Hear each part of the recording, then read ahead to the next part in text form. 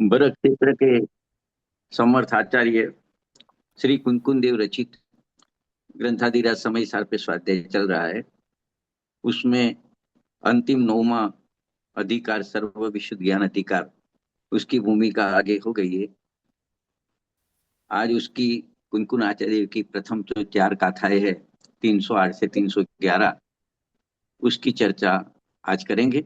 उसमें वो क्या कहना चाहते हैं, ये सब बातें उनका रहस्य को अपने समझेंगे। पहले उनकी गाथा पढ़ रहे। मैंने जो पेज भेजे है उसमें 357 नंबर का पेज है। उसमें दो गाथा लिखी है और दो गाथा उसके बाद के पेज में लिखी है। अगर आपके सामने भी वो गाथा होगी तो आपको भी थोड़ा ज्यादा इसमें ध्यान जाएगा। मैं गाथा पढ़ रहा हूँ। उपजे न आत्मा कोई से, इससे न आत्मा। ये 10वीं गाथा है। हाँ, अपने 8वीं गाथा पढ़ रहा हूँ। जो द्रव्य उपजे जिन गुणों से, उनसे ज्ञान अनन्य सो, है जगत में कटकादि पर्यायों से कनक अनन्य जो। क्या कहते हैं, जो द्रव्य होता है वो तो कभी न उत्पन्न होता है न विनाश को प्राप्त होता है। उसकी अवस्थाएं बदलती है, पर्याय में उपजना होता है, उत्पाद वे पर्याय में होता है। लेकिन यहाँ पे पर्याय को द्रव्य के साथ अभेद करके बात किया है कि जो द्रव्य अपने गुणों से उपजता है, मतलब गुड़ है वो मिठास रूपी परिणमन होता है, मिर्ची है तिखास रूपी परिणमन होती है, नमक खारास रूप परिणमन होता है। अपना जो गुण होता है उस गुण रूप उसका परिणमन होता है। तो वो परिणमन हुआ उसको, और अपने द्रव्य को अनन्य जान, मतलब वो जुदा जुदा नहीं होता। जो द्रव्य है उसमें जो कार्य हुआ, वो कार्य और द्रव्य अनन्य है। अन्य मतलब अन्य नहीं है, जुदा जुदा नहीं है, अनन्य है। उसमें दृष्टांत भी दे दिया साथ में कि जगत में कटकादि पर्यायों से कनक अनन्य जो। जैसे सोने की लगड़ी है, उसमें से कड़ा बनाया तो वो सोने का कड़ा कहा जाएगा। तो सोना और कड़ा पर्याय है। सोना द्रव्य है, गोल्ड है उसका, वो सुवर्ण है उसका द्रव्य है, और कड़ा बना उसकी पर्याय है। तो कोई ऐसा तो नहीं कहेगा कि मेरे को कड़ा चाहिए लेकिन गोल्ड नहीं चाहिए, सुवर्ण नहीं चाहिए, ऐसा तो नहीं होएगा। वो उससे अनन्य होता है। जिस पदार्थ में जो कार्य होता है उस कार्य से वो पदार्थ अनन्य होता है। तो ये दृष्टांत देके भी समझा है 308 गाथा में। 309 गाथा में कुनकुन आचार्य देव कहते हैं, जीव अजीव के परिणाम जो, शास्त्रों विषय जिनवर कहे, वे जीव और अजीव जान अनन्य उन परिणाम से। देखो, जीव का परिणाम ज्ञान है, जानना जानना जानना जानना। अजीव देखे तो जो छह द्रव्य का लोक बना है, जीव पुद्गल धर्म अधर्म आकाश काल, तो बाकी के पांच द्रव्य है वो अजीव है। इसमें अजीव में मुख्य रूप से पुद्गल दिखने में आता है। और पुद्गल है, जैसे जीव ज्ञान रूप परिणमन करता है तो वो अपने ज्ञान से वो अनन्य है, जुदा नहीं है। उसी तरह अजीव अजीव में पुद्गल लेंगे तो उसका गुण या परिणमन स्पर्श रस गंध वर्ण है, उससे वो अनन्य है। तो ऐसे जीव जीव के परिणाम से अनन्य है, पुद्गल पुद्गल परिणाम से अनन्य है, ऐसा जान। ऐसा कुनकुन आचार्य कह रहे हैं। फिर 310 गाथा में कहते हैं, उपजे न आत्मा कोई से, इससे न आत्मा कार्य है, उपजावता नहीं कोई को, इससे न कारण भी बने। आत्मा किसी से उत्पन्न हुआ नहीं है, इसलिए आत्मा किसी का कार्य नहीं है। और आत्मा किसी को उत्पन्न नहीं करता है। और पदार्थ उत्पन्न तो होता है, तो आत्मा उसको उत्पन्न नहीं करता, तो आत्मा उसका उत्पन्न होने का कारण भी नहीं है। तो आत्मा न कार्य है न कारण है, न किसी का कार्य है न किसी का कारण है, ऐसा 310 नंबर की गाथा में कहा। अभी 311 नंबर की गाथा में कह रहे, रे कर्म आश्रित होय करता, कर्म भी करता के, आश्रित हुए उपजे नियम से, अन्य नहीं सिद्धि दिखे। देखो यहाँ कर्म यानी कार्य लेना है। कार्य आश्रित कर्ता होता है और कर्ता के आश्रय से कर्म यानी कार्य होता है। तो वो नियम से कर्म हुआ कार्य होता है, वो कर्ता जो द्रव्य है उसके अनुरूप होता है। और जो कर्ता होता है वो अपना कर्म है कार्य उसके अनुरूप होता है। जीव है कोई स्पर्श रस गंध वर्ण को कर ले वैसा नहीं है, और पुद्गल को जानने लग जाए वैसा नहीं है। तो ऐसे ही कर्ता कर्म की सिद्धि होती है कि जीव अपने परिणाम का ही करता है, मतलब जानने रूप परिणाम का कर्ता जीव है, और स्पर्श रस गुण वर्ण परिणाम का कर्ता अजीव है। तो ऐसे कर्ता कर्म संबंध अजीव में उसका स्पर्श रस गंध वर्ण और उसके पुद्गल द्रव्य के साथ कर्ता कर्म संबंध है। ऐसे जीव का कर्ता कर्म संबंध, जीव करता है तो उसका कर्म उसका जानना देखना है। तो उससे कर्ता कर्म इस प्रकार से, इससे अन्य कोई रीत से सिद्धि नहीं होती है। ऐसा शॉर्ट में, बहुत टूकी भाषा में कुनकुन आचार्य देव ने कह दिया।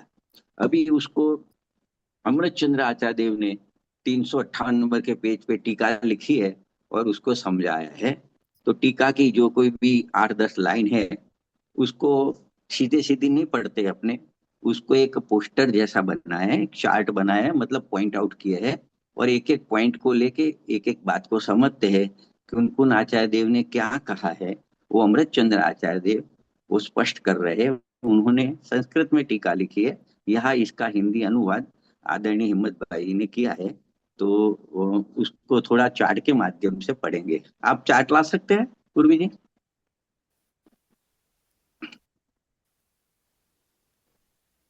आप चार्ट ला सकते हैं?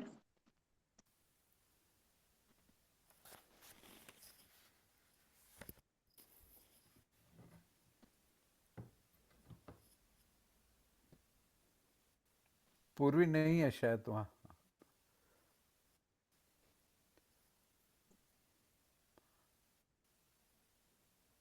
आप सुन रहे हैं?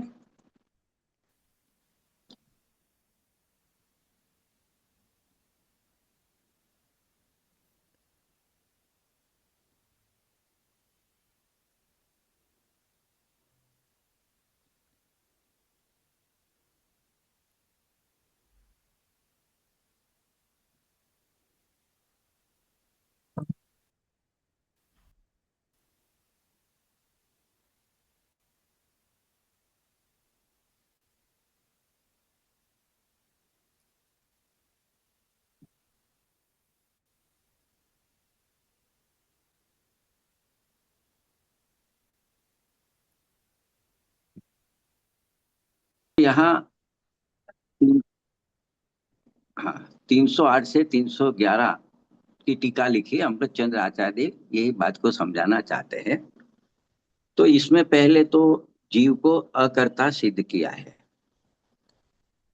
क्योंकि देखो, ऐसे देखे तो जितने भी जगत में द्रव्य है वो स्वभाव से अपने परिणाम के तो करता है, लेकिन अन्य द्रव्य के परिणाम के अकर्ता है।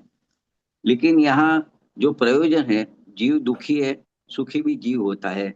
इसके लिए जीव का अकर्ता स्वभाव सिद्ध किया है कि जीव अपने परिणाम का तो, ज्ञान का तो कर सकता है, जान सकता है, लेकिन दूसरे के अन्य द्रव्य के परिणाम को नहीं कर सकता है। तो ये बात बताई है कि हर एक द्रव्य अकर्ता कैसे है, कि प्रत्येक पदार्थ जगत का परिणमनशील है और वो स्वयं अपने से परिणमित होते हैं। अन्य कोई द्रव्य उसको परिणमित नहीं कराता है। तो अन्य द्रव्य का परिणमन का तो वो अकर्ता ही है हर एक द्रव्य। लेकिन यहाँ जीव की बात क्यों की है, कि जीव जब ऐसी कर्ता बुद्धि खड़ी करता है कि मैं दूसरे द्रव्यों का काम कर सकता हूँ, तो वो अज्ञान है, और अज्ञान से वो दुखी होता है। इसके लिए जीव का अकर्ता स्वभाव सिद्ध किया है, ऐसी बात यहाँ पे कह रहे हैं। तो देखो पहला नंबर का पॉइंट दिख रहा है इसमें, ये बाजू आपको अ, ये राइट साइड में, मतलब अपने सामने राइट साइड में जीव बताया है, मतलब यहाँ जीव की बात करते हैं।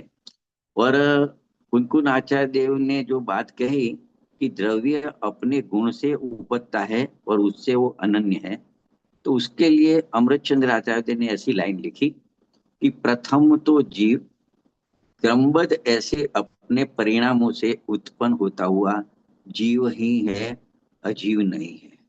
तो देखो यहाँ क्रमबद्ध शब्द है, जो अमृत चंद्र आचार्य ने संस्कृत टीका लिखी, उसमें क्रम नियमित शब्द है।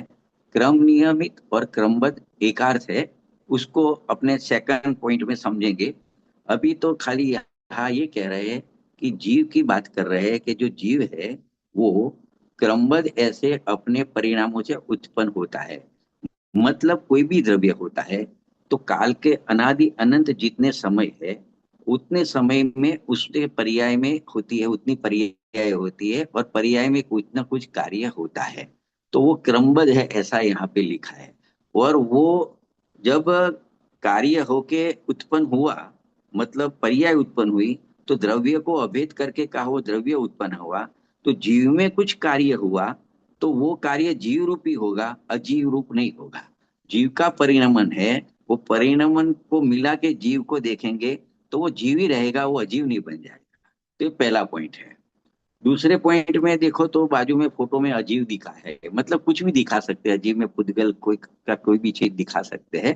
तो यहाँ कुछ पत्थर ऐसे दिखाए है, उसको अजीव बोला है, निर्जीव है, अचेतन है, जड़ है। अभी उसके लिए भी नियम तो यही है, कोई भी अजीव होगा। अजीव में पुद्गल दिखा है, धर्म द्रव्य, अध्ययन द्रव्य, आकाश द्रव्य, कार द्रव्य और पुद्गल द्रव्य, पांचों अजीव है। पर यहाँ जो धर्म द्रव्य, अध्ययन द्रव्य, आकाश द्रव्य, कार द्रव्य है, वो तो अनादि से स्वभाव रूप परिणमित को ही प्राप्त है, उनके लिए कोई प्रॉब्लम नहीं है। जो प्रॉब्लम है शुद्धता अशुद्धता का, वो जीव और पुद्गल में है। तो यहाँ अजीव में पुद्गल लिया है मुख्य रूप से।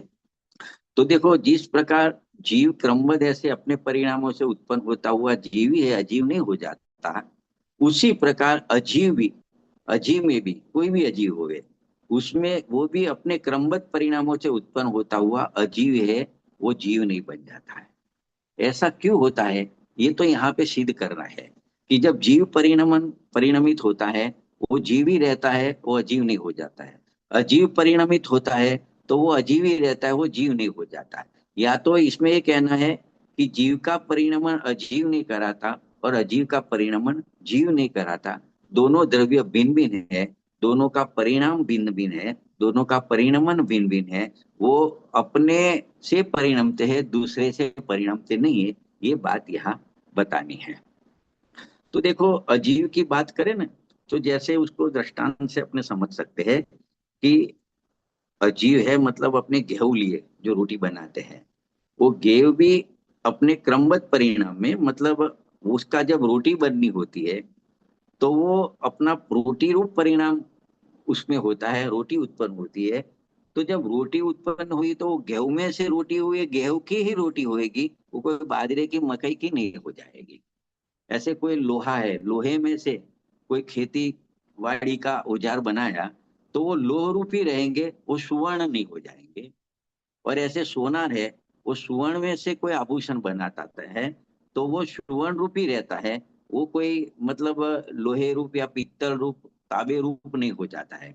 मतलब जिस धातु में से जो कार्य उत्पन्न होता है वो उस रूप ही रहता है, अन्य रूप नहीं होता। ऐसा यहाँ पे कहना है। जीव का कुछ परिणमन होता है तो उसका जो परिणमन हुआ वो जीव रूप ही रहता है, वो अजीव रूप नहीं होता। वैसे अजीव का कुछ परिणमन हुआ, वो अजीव रूपी रहता है, वो जीव रूप नहीं हो जाता है। ऐसा यहाँ पे कहना है। तो देखो, इसको समझाने के लिए दृष्टांत से समझाया, ऐसा क्यों है, इसके पीछे क्या मतलब उसका वो कारण है, वो यहाँ पे समझाया है। कि एक कारण पहले समझाते हैं कि दरेक वस्तु को अपने परिणाम जो होता है, कार्य होता है, उसके साथ तादात्म्यपणा होता है। ऐसा यहाँ पे पहला सिद्धांत अमृत चंद्र आचार्य ने दिया। जैसे यहाँ पे लिखा है कि जैसे कंकण आदि परिणामों से उत्पन्न होने वाला, ऐसे सुवर्ण का कंकण, देखो सुवर्ण से उसका कुछ परिणाम हुआ, वो कंकण बना, तो वो सुवर्ण का ही कंकण होएगा। तो सुवर्ण का कंकण आदि परिणामों के साथ तादात्म्य है। मतलब ऐसे सोने की लगड़ी पड़ी है, स्वर्ण की लगड़ी है, अभी उसमें कुछ परिणमन हुआ, उपजना हुआ, तो उसमें से कंकण उपजा, तो वो स्वर्ण का ही कंकण रहेगा, वो लोहे का नहीं हो जाएगा, तांबे का नहीं हो जाएगा, पित्तल का नहीं हो जाएगा। क्यों? कि जो अपना परिणाम उत्पन्न होएगा उसके साथ उस वस्तु का, उस धातु का तादात्म्यपणा है। तादात्म्यपणा क्या होता है? एक संयोगपना होता है और एक तादात्म्यपणा होता है। तो देखो जैसे अग्नि का उष्णता के साथ तादात्म्यपना है, मतलब वो भिन्न भिन्न नहीं है, वो अग्नि उष्णता से अभिन्न है। तो यहाँ पे भी जो ये कंकण बना वो सुवर्ण का परिणाम है। तो सुवर्ण वो कंकण के साथ सुवर्ण का तादात्म्यपना है, मतलब वो भिन्न नहीं है, अभिन्न है। मतलब उसको कहते हैं वो तादात्म्य है उसमें। इसके लिए वो उस रूप ही रहता है, अन्य रूप नहीं हो जाता है। कोई वस्तु में कुछ परिणाम हुआ तो वो परिणाम उस वस्तु से तादात्म्यपने को होता है, मतलब वो परिणाम अन्य वस्तु रूप नहीं हो जाता है। तो यहाँ पे कंकण दिखाया है, सुवर्ण का कंकण। मतलब पहले कंकण नहीं था, पहले कोई अलग अवस्था थी, फिर अवस्था तो बदलती रहती है, तो उसमें से ये कंकण बन गया। तो सुवर्ण में से कंकण बना, वो सुवर्ण का ही कंकण रहेगा, क्योंकि सुवर्ण और कंकण को तादात्म्य पना है, ऐसा यहाँ कहा है। इसके लिए वो जो जिसमें से उपजा वही रहता है, अन्य रूप नहीं हो जाता है। ऐसा तीसरे नंबर के पॉइंट में समझाया है दृष्टांत देके। तो इस प्रकार हार भी ले सकते हैं कि अपने पास 10 तोला की लकड़ी है, उसमें से हार बनाते हैं सुवर्ण का। तो वो हार के साथ सुवर्ण का तादात्म्यपना है, मतलब जब हार बना तो सुवर्ण का ही हार होगा, कोई अन्य धातु का नहीं होगा। तो इससे क्या नक्की हुआ? इससे देखो पहले जीव की बात की, फिर अजीव की बात की। अजीव में तो बहुत सारे दृष्टांत भी दिए। तो उससे क्या नक्की कहा किया कि इस प्रकार सर्व द्रव्यों का, ये जीव पुद्गल धर्म अधर्म आकाश काल छह तो जाति अपेक्षा है, संख्या अपेक्षा से तो अनंत अनंत हो जाते हैं। जीव अनंत है, पुद्गल अनंत अनंत है, धर्म अधर्म आकाश एक है, काल द्रव्य लोक प्रमाण असंख्यात है, उसकी संख्या की बात है। तो सभी जितने भी द्रव्य है उसको उसका अपने परिणामों के साथ तादात्म्यपना है। यहाँ बाजू में चित्र में दिखाया है, पहले जीव बताया है चित्र में कि पृथ्वी जल अग्नि वायु वनस्पति का एक जीव होता है, एक इंद्रिय जीव है। फिर दो इंद्रिय में चींटी आदि आता है, तीन इंद्रिय देखते हैं तो कीड़ी मकोड़ा वगैरह आता है, चींटी वगैरह आता है, चार इंद्रिय में ये मक्खी वगैरह आता है, पंच इंद्रिय तो देखते हैं सब प्राणी, चौपगा प्राणी है, उसमें भी संगनी असंगनी होते हैं, देव मनुष्य नारकेती है, वो जितने भी जीव है और जितने भी अजीव है, बाकी के जीव के अलावा जितने भी पदार्थ जड़ निर्जीव दिखते हैं, वो सबकी बात है यहाँ पे। वो सब द्रव्यों का अपने परिणामों के साथ तादात्म्य पड़ा है। जीव की तो बात इसके लिए कर रहे हैं कि प्रयोजन जीव से है। जीव अज्ञान के कारण दुखी हो रहा है, और जब अज्ञान दूर होएगा तो सुखी होएगा। इसके लिए जीव को यहाँ पे मुख्य रूप से सिद्ध किया है कि जीव स्वभाव से अन्य द्रव्य के परिणमन का अकर्ता है, ऐसा यहाँ पे ये चार गाथा में सिद्ध करना है। बाकी ये सिद्धांत है वो सब द्रव्यों में लागू पड़ता है। इसके लिए 4 नंबर के पॉइंट में लिखा, जीव की बात की, फिर अजीव की बात की। अजीव में तो बहुत दृष्टांत लिए, और उसके हिसाब से नक्की हुआ कि जैसे अजीव में ऐसा है, जीव में ऐसा है, उसी प्रकार सर्व द्रव्यों का अपने परिणामों के साथ तादात्म्यपना है, ऐसा 4 नंबर के पॉइंट में नक्की किया। इसके आगे जाएंगे तो देखो एक दूसरा कारण भी है, जो जीव उत्पन्न हुआ वो जीव ही रहता है, अजीव उत्पन्न हुआ अपना परिणाम हुआ उसके साथ तादात्म्यपना होता वो अजीव ही रहता है। तो एक तो ये कारण है, उसका कारण बताया कि अपने परिणाम के साथ उसको तादात्म्यपना है। दूसरा कारण ये बताते हैं यहाँ पे 5 नंबर के पॉइंट में कि देखो एक बाजू चित्र में जीव बताया है, एक बाजू अजीव बताया है, इसमें चौकड़ी मारी है। मतलब किस बात की चौकड़ी है कि जैसे तादात्म्यपना ऊपर था वहां चौकड़ी नहीं थी, तादात्म्य संबंध तो है, जीव का अपने परिणाम के साथ तादात्म्यपना है, अजीव का अपने परिणाम के साथ तादात्म्यपना है। यहाँ पे क्या बताता है, कार्य कारण भाव की बात है, जो तीसरे नंबर की गाथा थी 310 नंबर की। तो यहाँ क्या कहते हैं कि इसी प्रकार जीव अपने परिणामों से उत्पन्न होता है, तथापि उसका अजीव के साथ कार्य कारण भाव सिद्ध नहीं होता है। मतलब ऐसा नहीं होता कि अजीव में कुछ कार्य हुआ और उसका कारण जीव होवे, मतलब जीव उसका कर्ता होवे, ऐसा नहीं होता। और जीव में कुछ कार्य हुए उसका कर्ता अजीव होवे, ऐसा नहीं होता। मतलब अजीव के साथ जीव का कार्य कारण भाव नहीं है, और अजीव जीव के साथ अजीव का कार्य कारण भाव सिद्ध नहीं है। इसके लिए यहाँ चौकड़ी मारी है कि जब जीव का परिणाम जो होता है जीव में, वो जीव से होता है, उसका वो कार्य उसमें, वो उसका कारण अजीव में है। उसी प्रकार अजीव का जो परिणाम होता है, तो वो कार्य हुआ, वो उसका कारण जीव नहीं है। सब अपने अपने कारण से परिणमित करते हैं। अपना कार्य उसका कारण अंदर अपने में ही होता है। हर एक द्रव्य में समय समय पे जो कार्य होता है, उसका कारण अपने द्रव्य में ही होता है। जैसे जीव जानना देखना काम करता है, ज्ञाता दृष्टा है, जानने देखना है, ऐसा कार्य होता है, जानना जानना जानना। तो वो जानने की शक्ति अपने आत्मा में ही है, अपने ज्ञान गुण के कारण वो जानता है। ऐसे पुद्गल में कुछ रंग बदलता है, कुछ रूप बदलता है, स्पर्श होता है, रस होता है, गंध होता है, तो उसका कारण स्पर्श रस गंध वो अजीव पुद्गल में ही है। तो जो कार्य जो वस्तु में होता है, उसका कारण अपने में ही होता है, अन्य में नहीं होता। तो यहाँ पे ये बताता है कि जीव को अजीव के साथ कारण कार्य पड़ा नहीं है, और अजीव का जीव के साथ कार्य कारण भाव सिद्ध नहीं होता। इसके लिए यहाँ चौकड़ी मारी है। तो ये दूसरा भी एक कारण मिल गया कि जीव जो अपने परिणाम से उत्पन्न हुआ जीव ही रहता है, और अजीव अपने परिणाम से उत्पन्न हुआ वो अजीव ही रहता है, जीव नहीं हो जाता है, क्योंकि एक दूसरे में कारण कार्यपना का अभाव है। आगे देखे क्यों कारण कार्यपना नहीं है, उसके लिए भी यहाँ पे छठा नंबर का पॉइंट लिखा है।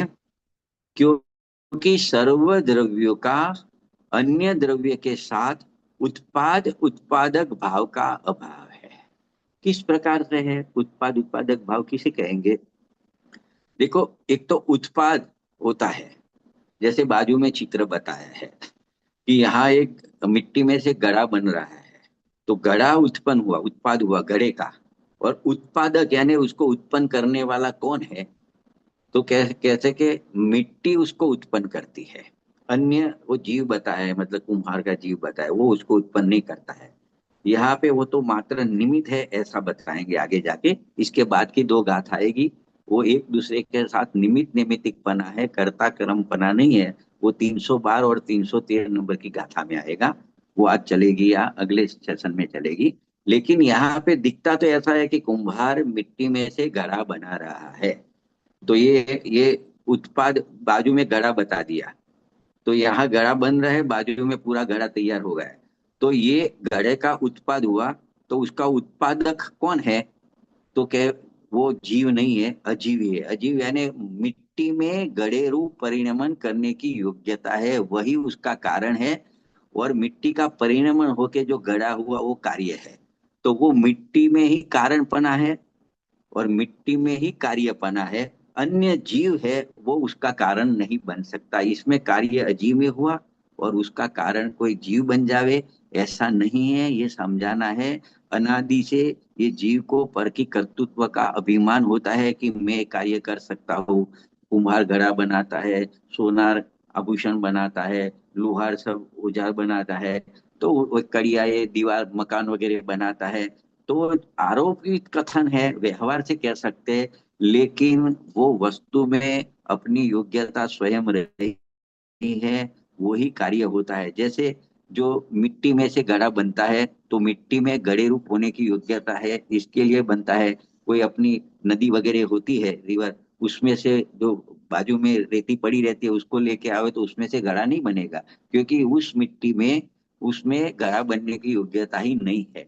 जिस मिट्टी में घड़ा बनने की योग्यता है, उसी मिट्टी में से घड़ा बनेगा। तो कारण भी मिट्टी के अंदर है, कार्य भी मिट्टी में ही होता है, क्योंकि घड़ा मिट्टी का ही बना है। कोई कुम्हार का घड़ा नहीं बना है, कुम्हार घड़े रूप नहीं उत्पन्न हुआ है, वो मिट्टी ही घड़े रूप उत्पन्न हुई है। तो 6 नंबर में तो बहुत बड़ा सिद्धांत दिया है कि कारण कार्यपणा क्यों नहीं है, क्योंकि उत्पाद्य उत्पादक भाव का अभाव है। तो इस प्रकार क्या नक्की हुआ, वो 7वें पॉइंट में बताया है कि उसके यानी जीव और अजीव के परस्पर कार्य कारण भाव सिद्ध नहीं होता है, क्योंकि उसमें उत्पादक भाव का अभाव है। तो इसीलिए कार्य कार्यपणापन सिद्ध नहीं होता है। तो ऐसा कार्य कारण भाव सिद्ध न होने पर अजीव के जीव का कर्मत्व सिद्ध नहीं होता है। उसी प्रकार जीव का कुछ कार्य होता है तो उसमें अजीव का कर्मत्वपना नहीं होता है। मतलब क्या कहते हैं, बाजू में चित्र भी बताया है, एक जीव बताया है, एक अजीव बताया है। मतलब बिल्कुल बैलेंस बताया है। क्या बैलेंस है कि देखो, जीव में कर्म होता है, कुछ कार्य होता है जीव में, तो वो अजीव का कर्म नहीं है, जीव का ही कर्म है। और अजीव में कुछ कर्म होता है, कार्य होता है, वो अजीव का ही है, वो जीव का नहीं है। मतलब जीव को अजीव का कर्मपणा नहीं है और अजीव को जीव का कर्मपणा नहीं है। जैसे जानना देखना हुआ, वो जीव का कर्म है, वो अजीव का कर्मपणा नहीं है। और स्पर्श गंधवन रूप हुआ, वो अजीव का कर्मपणा है, वो जीव का कर्मपणा नहीं है। क्योंकि एक दूसरे में कारण कार्य भाव का अभाव है अथवा उत्पाद्य उत्पादक भाव का अभाव है। इसके लिए अजीव के जीव का कर्मत्व सिद्ध नहीं होता है। और उसके कर्मत्व सिद्ध न होने पर कर्ता कर्म की अन्य निरपेक्षता होती है। मतलब कर्ता कोई अन्य द्रव्य है और कर्म यानी कार्य कोई अन्य द्रव्य में हुए, ऐसा मतलब नहीं होता, ऐसा सापेक्षपणा नहीं होता, निरपेक्षपणा होता है। कि वस्तु स्वयं अपने स्वभाव से परिणमन होती है, उसको किसी अन्य द्रव्य की अपेक्षा नहीं है। तो ये यहाँ पे सिद्ध होता है, मतलब स्वतंत्र है। हर एक द्रव्य अपना परिणमनशील तो है, लेकिन परिणमन स्वतंत्रपणे अपने से करते हैं, अन्य द्रव्य उसको परिणमन नहीं करा सकता है। ऐसा सिद्ध होने से जीव के अजीव का कर्तृत्व सिद्ध नहीं होता है। तो यहाँ पे जीव अकर्ता है, वो यहाँ पे सिद्ध हो जाता है। तो इतना न्याय देके, इतना तर्क देके, दृष्टांत देके अंत में यहाँ पे लाए कि इस प्रकार से जीव अकर्ता सिद्ध होता है। मतलब अपना जो कार्य है उसका तो करता है, जानने देखने रूप कार्य का तो करता यहाँ पे रखा है, लेकिन अन्य द्रव्य का करता नहीं है, अजीव का करता नहीं है। बाकी अन्य कोई द्रव्य का कोई काम जीव कर सकता नहीं है, तो वो जीव अकर्ता है, ऐसा सिद्ध होता है। तो देखो निष्कर्ष क्या निकला, नीचे निष्कर्ष भी लिखा है अंतिम, कि जीव अपने परिणामों से उत्पन्न होता है। मतलब अपने परिणामों से उत्पन्न होता है, इसका क्या मतलब, जिन जीव में जानने देखने की शक्ति है तो जानने देखने रूप ही परिणमन करेगा। अपने में जो शक्ति है, गुण है, वैसा ही परिणमन करेगा, दूसरा कुछ परिणमन उसमें नहीं होगा। तो जीव अपने परिणामों से उत्पन्न होता है। अजीव से उसका न कार्य कारण संबंध है, न अजीव का जीव कारण है, और न जीव अजीव का कार्य है। तो ऐसे कारण कार्य का संबंध जीव के साथ नहीं है, न ही कर्तृत्व का संबंध है। जीव अजीव का कोई कार्य नहीं कर सकता, ऐसे अजीव भी जीव का कोई कार्य नहीं कर सकता है। अतः जीव कैसा है, अकर्ता है।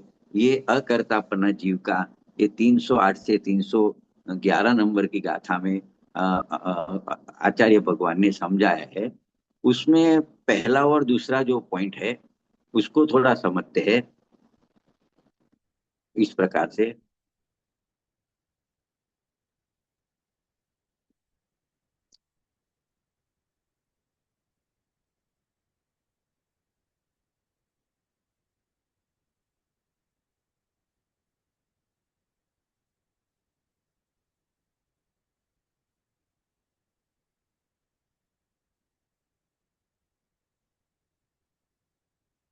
इसको अपने हर एक दफे गांधी स्वामी जी को भी अपने, उनका भी ओपिनियन है, वो अपने लेते ही है। तो यहाँ पे उन्होंने जो बात थोड़ी बताई है, थोड़ा स्पष्टीकरण किया, पहले और तीसरे पॉइंट का स्पष्टीकरण इस प्रकार से किया है। उसको थोड़ा देख लेते हैं, इसकी चर्चा अपने कर रहे हैं।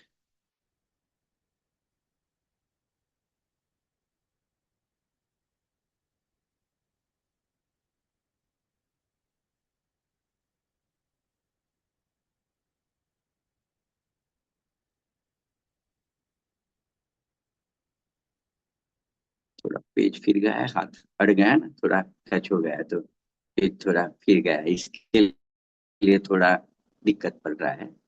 और ये थोड़ा नया वर्जन डाला है ना, तो उसका यूज टू नहीं हुआ है।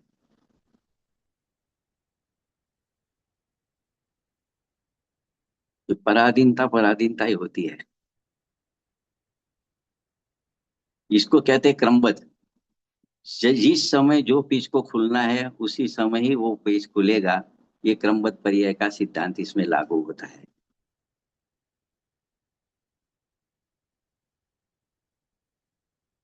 पहले वो चार्ट आने में देर लगी, अभी एक गाथा खुलने में टाइम लग रहा है।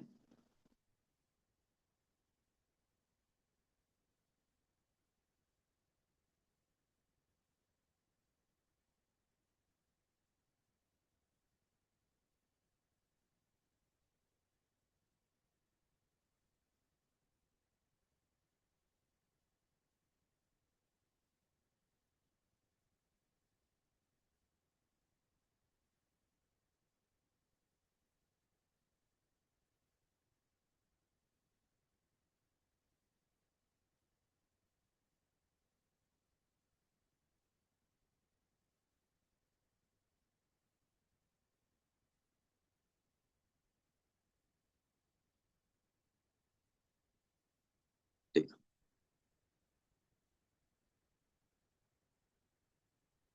पहला दो पॉइंट है ना, उसमें से थोड़ा उसको डिस्कस करते हैं।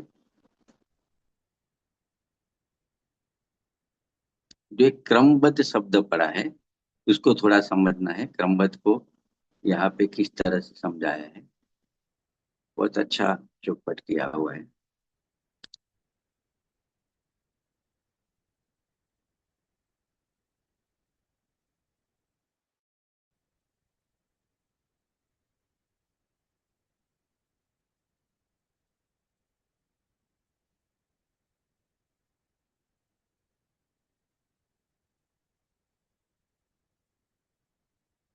देखो, यहाँ जो क्रमबद्ध शब्द पड़ा है उसका दूसरा नाम क्रम नियमित है। मतलब दूसरा नाम यानी जो मूल टीका है, वो मूल टीका के अंदर अमृतचंद्र आचार्य ने संस्कृत में क्रम नियमित शब्द है।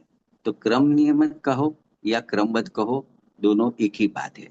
तो देखो यहाँ क्रम नियमित या क्रमबद्ध का इसमें दो चीज निकलती है। एक तो उसमें क्रम तो सिद्ध है ही। मतलब क्या कहना चाहते हैं कि जैसे 7 दिन है कि सोमवार सोम मंगल बुध गुरु शुक्र शनि रवि, एक निश्चित क्रम होता है। जनवरी फरवरी मार्च अप्रैल मई जून, वो एक निश्चित क्रम है। जैसे अपने जीवन में देखे तो बालपना, युवापना और वृद्धावस्था, ऐसे क्रम है। तो हर एक वस्तु में जो कार्य होता है उसका एक निश्चित क्रम होता है, एक क्रम होता है, एक के बाद एक के बाद एक, वो तो क्रम हो गया। और वो क्रम नियमित होता है। तो नियमित में क्या होता है कि इसके बाद यही होएगा, इसके बाद यही होएगा। ऐसा नहीं है कि आज सोम है तो फिर बुध आएगा, बुध है तो शनि आ जाएगा। ऐसा नहीं है, जनवरी है तो फिर फरवरी आएगा, अप्रैल में नहीं आ जाएगा। बालपना है तो सीधा वृद्धावस्था आ जाएगी, बाद में युवावस्था आएगी। ऐसा नहीं है, क्रम तो होगा, एक के बाद एक आएगा परिणाम। और वो भी नियमित रहेगा, इसके बाद ये इसके बाद ये, ऐसा क्रम नियमित शब्द का अर्थ है। मतलब इसमें से क्या बताना चाहते हैं कि द्रव्य के इस समय होने योग्य पर्याय होएगी।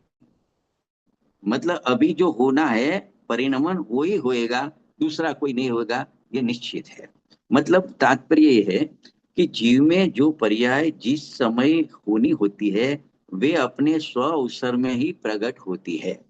मतलब वर्तमान में जो पर्याय प्रकट होती है वही पर्याय की उस पर्याय की उत्पत्ति का काल है, उस पर्याय का वही जन्म क्षण है। तो प्रत्येक समय में उत्पन्न होने वाली सभी पर्याय अपने जन्म क्षण में ही उत्पन्न होती है। मतलब वो एक क्रम फिक्स हो गया। जैसे माला है तो माला के एक के बाद एक के बाद एक जो निकलता है वो एक एक क्रम से आता है। और पहला बाद में दूसरा आएगा, दूसरे के बाद में तीसरा आएगा। ऐसा नहीं कि पहला आया फिर आठवां आ गया, नहीं तो माला ही टूट जाएगी। ऐसे अनादि अनंत जो काल का समय है वो प्रवाह है, उसमें एक एक पर्याय है, पर्याय में एक एक परिणाम है। तो एक के बाद एक परिणाम आएंगे और वो परिणाम क्रम से तो आएंगे लेकिन नियमित आएंगे, इसके बाद यही आएगा, इसके बाद यही आएगा। तो ये बात थोड़ी सूक्ष्म तो है, लेकिन सर्वज्ञ देव ने जानी हुई है। देखी हुई, अपने दिव्य ज्ञान में जानी देखी हुई है, और उनकी कही हुई ये बात है कि हर एक द्रव्य की पर्याय होती है, वो एक के बाद एक क्रम से होती है, और वो क्रम नियमित होता है। वो ऐसा यहाँ पे कहना है। तो देखो, दूसरी बात यहाँ से ये निकलती है कि किसी भी अन्य द्रव्य की पर्यायों का कर्ता अन्य द्रव्य नहीं है। मतलब कोई भी परद्रव्य अन्य द्रव्य की पर्याय का कर्ता नहीं है, वो भी इसमें से निकलता है। मतलब द्रव्य और पर्याय को अभेद करके यहाँ पे ऐसा कहा है कि जीव क्रमबद्ध अपने परिणामों से उत्पन्न होता हुआ जीवी है, अजीव नहीं है। तो जीव की पर्याय जीव स्वरूप ही रहती है, ऐसी वस्तु की स्थिति है। तो यहाँ पे इस अपेक्षा से समझा है। दूसरी बात इसमें मार्मिक ये है कि आजकल जब क्रमबद्ध पर्याय की बात आती है, तो कुछ लोगों बिना उसको समझे सोचे गड़बड़ करते हैं। मतलब वो, उनका कहना ऐसा होता है कि क्रमबद्ध अगर मानने जाते हैं कि जब जो कार्य होना है तब वही कार्य होएगा, तभी होएगा, और जो होना है वही होएगा। जैसे सम्यक दर्शन जब प्रकट होना है तभी होएगा, उसका पर्याय का काल आएगा तभी होएगा, और उस काल में सम्यक दर्शन होना हो तभी होएगा, उसके पहले भी नहीं होएगा।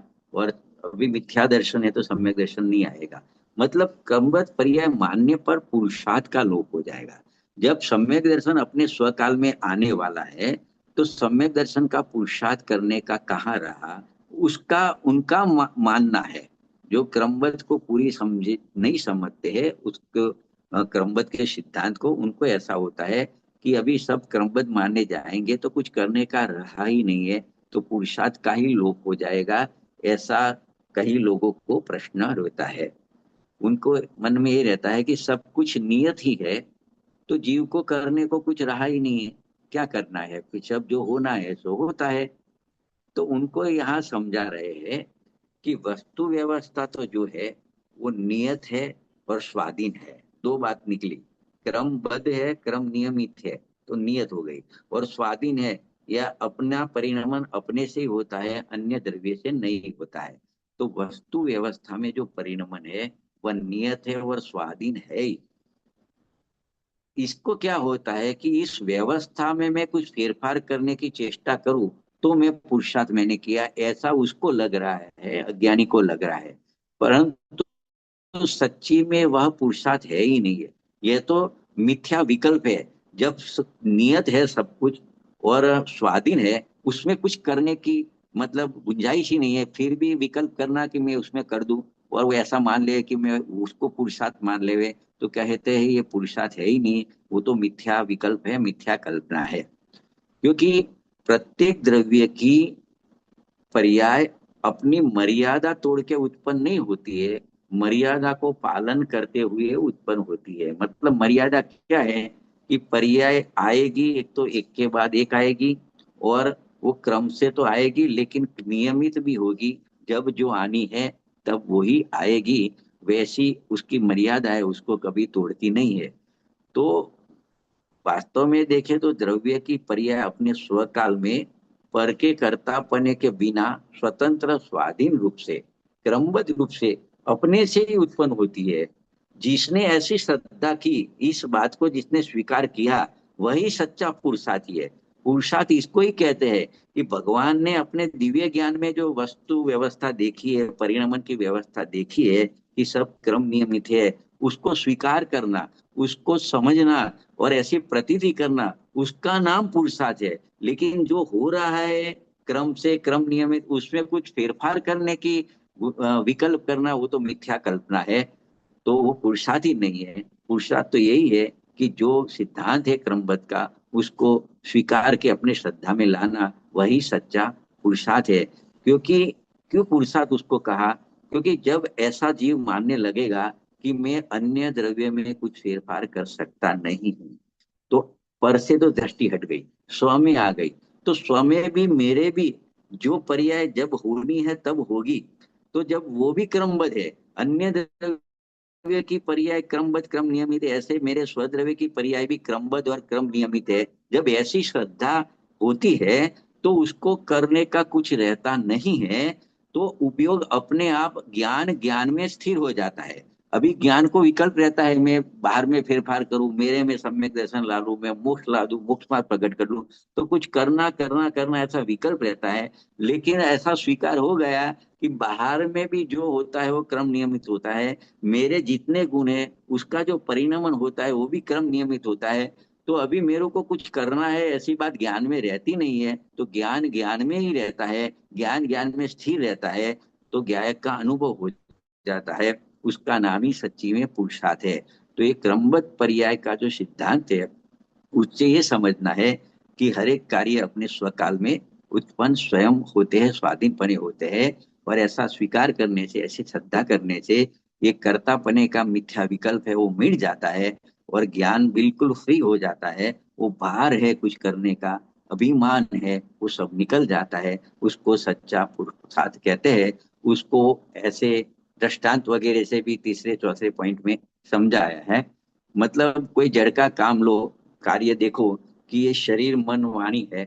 तो वाणी में भाषा निकलती है, शरीर में हाथ पैर ऊपर नीचे होते हैं, वो अजीव का स्वतंत्र कार्य है, उसको जीव नहीं करता है। क्योंकि सभी जड़ और चेतन द्रव्यों का एक दूसरे के साथ कार्य कारण पना भी नहीं है, और उत्पाद या उत्पाद बनाए भाव का भी अभाव है, ऐसा अपने सिद्धांत में पढ़ लिया है।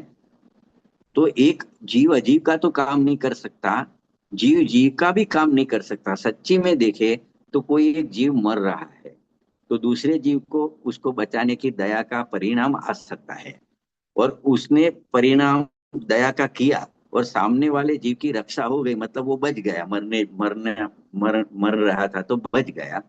उसमें कारण कार्य की खोज करे तो उसका जो जीवित रहना हुआ, मरा नहीं, वो कार्य हुआ। तो उस कार्य का कर्ता कौन, इसके बारे में सोचे तो उसका जीव तो उसको मतलब दया पालने वाला जीव, या वो जीवित रहा, वो उसकी उपादान की योग्यता। तो आचार्य भगवान उसका जवाब देते हैं कि वो जो जीवित रहा, वो जो कार्य हुआ, तो उसमें रक्षा करने का भाव जिस जीव ने किया था वो उसका कारण बिल्कुल नहीं है। उस जीव ने दया का भाव किया, इसके लिए वो जीव बचा, ऐसा कदापि नहीं है। वो तीन काल में भी संभव नहीं है। अगर निमित्त तरीके भी आरोप देना है तो उसका आयु कर्म अभी शेष बचा था, इसके लिए जीवा। और उपादान से बात करें तो उसको उस पर्याय में रहना था अभी, इसके लिए वो जीवित रहा है। दूसरे जीव ने दया की, इसके लिए वो जीवित रहा है, ऐसी बात नहीं है। तो इस प्रकार यहाँ एक सिद्ध हुआ कि एक द्रव्य दूसरे द्रव्य का कुछ कर सकता नहीं है।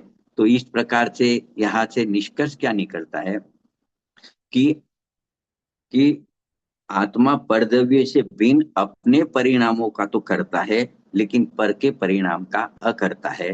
दूसरा निष्कर्ष इसमें से ये निकाल सके कि प्रत्येक द्रव्य यानी प्रत्येक आत्मा और प्रत्येक परमाणु अपने क्रम नियमित उपत्य परिणामों से तद्रूप है, और पर से पृथक है, जुदा है।